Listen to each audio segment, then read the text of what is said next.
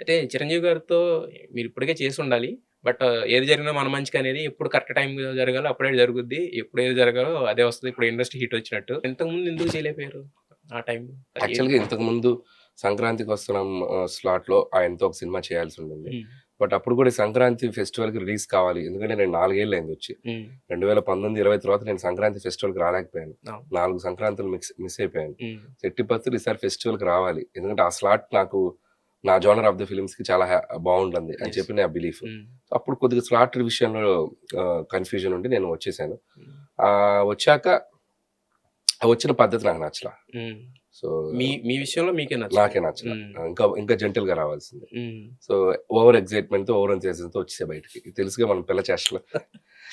But ఆయన పెద్దాయన ఆయన కాబట్టి చిరంజీవి గారు ఇగ ఆయన నన్ను అలాగే ట్రీట్ చేస్తారు ఆ! కిడ్ లాగే. ఆ! "రామ్మా ఏంటి?" అన్నాడు. ఇంకో సినిమా సరదా నాకెందుకంటే ఆ గిల్ట్ నేను ఆ! పెట్టుకోలేదు. ఎట్టి యెస్. పరిస్థితుల్లో యెస్. ఆయనతో ఇంకొక సినిమా బ్లాక్ బస్టర్ చేయాలి. హ్మ్. ఇంతకు మించిన సినిమా చేయాలి. హ్మ్. ఎళ్లి కలిసాను. హ్మ్. ఆయన కూడా గతాన్ని ఏం మనసులో పెట్టుకోలేదు. హ్మ్. హ్యాపీగా చాలా బాగా రిసీవ్ చేసుకున్నారు. ఓకే. అద్భుతమైన కథ చెప్పాను. హ్మ్.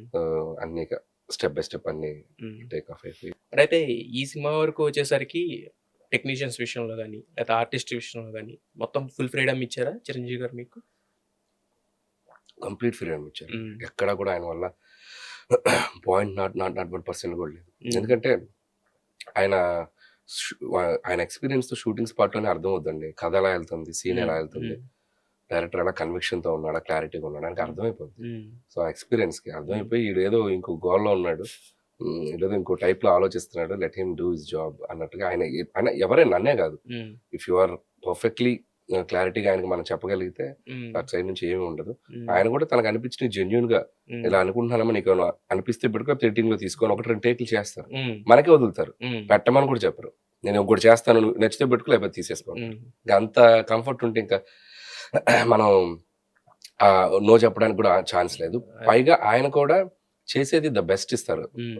ఇంప్రూవేషన్ ఏదైనా వచ్చిందనుకో మనకి చెప్పరు. హ్మ్. రోల్ చేసేస్తారు. చేయమ్మా అని చెప్పి చేసేస్తారు. అది మనం పడి నవ్వుతాం. హ్మ్. సో, అలాంటి అక్కడక్కడ చాలా చేశారు ఇందుట్లో. ఓకే. డబ్బింగ్‌లో కూడా చిన్న చిన్న ఇంప్రూవేషన్ చేశారు. హ్మ్. డబ్బింగ్‌లో మనకి వైవాహర్ష కనపడగానే ఏ జంతువురా ఇది అంటాడు. అది ఆయన అది స్పాట్‌లో ఆయనే. డబ్బింగ్‌లో ఓకే. ఏసాడు. ఓకే. అట్లాంటివి నేను చూసి షాక్ అయి నవ్వుకున్నా. So, hmm. అట్లా చిన్న చిన్నయి so, he is very good at comedy. Yes. So అంటే కొన్ని కొన్ని సందర్భాల్లో ఆయన ఒప్పించాల్సొచ్చిన సీన్స్ అంటే ఆయనే అన్నారు కదా! అంటే అడవిలో ఇలా పాట పాడితే బావుంటదా అనేదే హ్మ్. గాని, హ్మ్. హ్మ్. లేదంటే మామగారు చూడంగానే హ్మ్. ఈయన పాడే గాని అంటే ఒప్పించాల్సిన ఆయనకి అర్థమయ్యేలా చెప్తే సరిపోద్దంటారా? అంటే ఆయన అదేనండి మన కన్విక్షను. హ్మ్. "ఏంటిది ఇంత వైరల్ అయిందో నాకు తెలియలేదే" అన్నాడు. 'ఇందువదన' ఇది. హ్మ్. లేదు సార్ బయట బాగా వైరల్ అయింది. బావుంటదా పెడితే అన్నారు. పెట్టి హ్మ్. చూడండి సార్ చాలా బావుంటది. హ్మ్. థియేటర్ బాగా ఎంజాయ్ చేస్తారంటే ఆయన హ్యాపీగా చేశారు. హ్మ్. ఇక ఫోక్ బిట్‌కొచ్చేసరికి అది నా క్లియర్ నాకేంటంటే రెగ్యులర్‌గా మామగారొచ్చేసి తిట్టి ఎళ్ళిపోయారనేది నాకు ఎక్కట్ల. ఏదో చిన్న మ్యాజిక్ జరగాలి. హ్మ్. ఒక పే బ్యాక్ ఇంటర్వల్‌లో జరిగితే బావుంటది హ్మ్. అని చెప్పి ఒక చిన్న కవిత డెడికేట్ చేయటం. హ్మ్. అదే కవితను చిరంజీవి గారొచ్చి మళ్ళీ మీ ఇంటికొస్తే రిప్లై. స్వీట్ ప్యాక్ తెస్తే నేను మా ఇంటికొచ్చినప్పుడు మళ్ళీ స్వీట్ ప్యాక్ తేవాలి కదా! అని ఒక డైలాగ్ ఏసి యాహ్! సో, స్వీట్‌కి స్వీటు, పాటకి పాట అని చెప్పి మళ్ళీ ఆయన రివర్స్ హ్మ్. థియేటర్స్ మారు మోగిపోయినాయి. అవునవును. ఆయన సూట్‌లో ఆ స్టెప్పేస్తూ వాక్ చేస్తూ స్టైలిష్‌గా హ్మ్. ఆ ఎపిసోడ్ దద్దరిల్లిపోయింది. ఆహ్, అదే అన్నాను కదా! మన థాట్ ప్రాసెస్‌కి ఆయన కరెక్ట్ సింక్‌లో ఉన్నారండి ఈ హ్మ్. సినిమా అసలు. ఎక్కడా గూడా మా ఇద్దరం వేవ్ లెంత్ గాని, ఫ్రీక్వెన్సీ గాని ఇద్దరికి సింక్ అలా ఉంది కాబట్టి ఈరోజు అవుట్‌పుట్ అంత అద్భుతంగా వచ్చింది. యెస్. సో, ఆయన్ని నేను ఇద్దరు ఒకళ్ళొకళ్ళం బాగా అర్థం చేసుకొని చేసిన ఫిల్మ్ ఇది. యెస్. అంటే అక్కడి వరకు అంతా బానే ఉంది గానీ, లాస్ట్‌లో ఒక డైలాగేస్తారు. మన అత్తింటోళ్ళని అత్తని గాని, మామని గాని ఆడుకుంటే ఆ కిక్కే వేరని. హ్మ్. పెళ్ళాం హ్మ్. తరపు బంధువులు హ్మ్. అని హ్మ్. జెప్పేసి. హ్మ్. హ్మ్. సో, ఏంటి కొన్ని రియల్ లైఫ్ నుంచి తీసుకుంటా ఉంటారా అప్పుడప్పుడు? ఏ ఇంట్లో లేని పంచాయితీ చెప్పండి? నన్నే అడుగుతారు. కాదు సార్. అంటే మీ సినిమాలో మీరు పెట్టారు కాబట్టి అడుగుతాం. మ్యారేజ్ అనేది యూనివర్సల్ ఎమోషన్. అవును. సో, ప్రతి ఇంట్లో ఎక్కడో ఒక చోట ఇది ఎవరికొకరికి తగులుద్ది. ఆ! సో, నా ఇంట్లోనే నేను చెప్పను గానీ, నేను కొన్ని కేసులు అబ్జర్వ్ చేశాను. ఓకే. సో, కొన్ని కేసులు అబ్జర్వ్ చేసి రాసిన డైలాగ్ అది. అంటే బేసిక్‌గా ఎలా ఉందంటే థియేటర్‌లో పరిస్థితి ఏంటంటే, అబ్బా! అబ్బా! సాయిరాం అనుకున్నారు సాయిరాం చాలా మంది మగోళ్ళు. అంటే చాలా మందికి అవకాశం రాదు గూడా అన్నారు. అనుకోలేదు.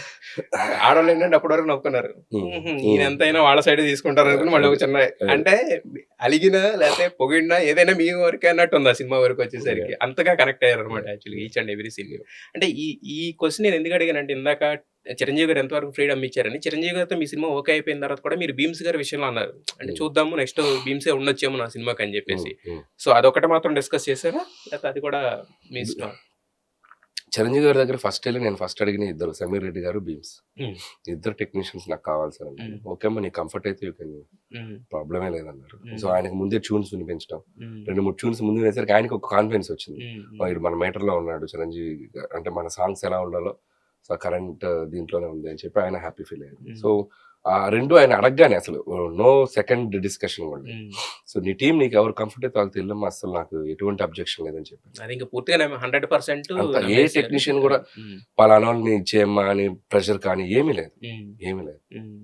సో ఈజ్ ఓన్లీ ఒక్కటే ఆటా సందీప్ మాత్రం ఒక ఛాన్స్ ఇద్దామమ్మా అన్నారు. నేను ఆయన చెప్పగా నాకు హ్యాపీ అనిపించింది. ఎందుకంటే ఎక్కడో ఒక చోట కొత్త వాళ్ళకి మనం ఒక డోర్ ఓపెన్ చేయకపోతే వాళ్ళ Yes. కెరీర్ నెక్స్ట్ ఒక కొన్ని ఇయర్స్ కి తగ్గట్టు పడదు. Yes. సో ఆ డోర్ ఓపెన్ చేయాలి. హ్మ్. సో అతను చాలా ఏళ్ళ నుంచి స్ట్రగుల్ అవుతున్నారు కదా, చిరంజీవి గారు డోర్ ఓపెన్ చేశారు. నేను ఆయనకి వెల్కమ్ చెప్పాను. హ్మ్. సో ఈ రోజు హుక్ స్టెప్ అనేది మొత్తం మొత్తం సెన్సేషన్ క్రియేట్ sensation. చేసింది. Yes sir.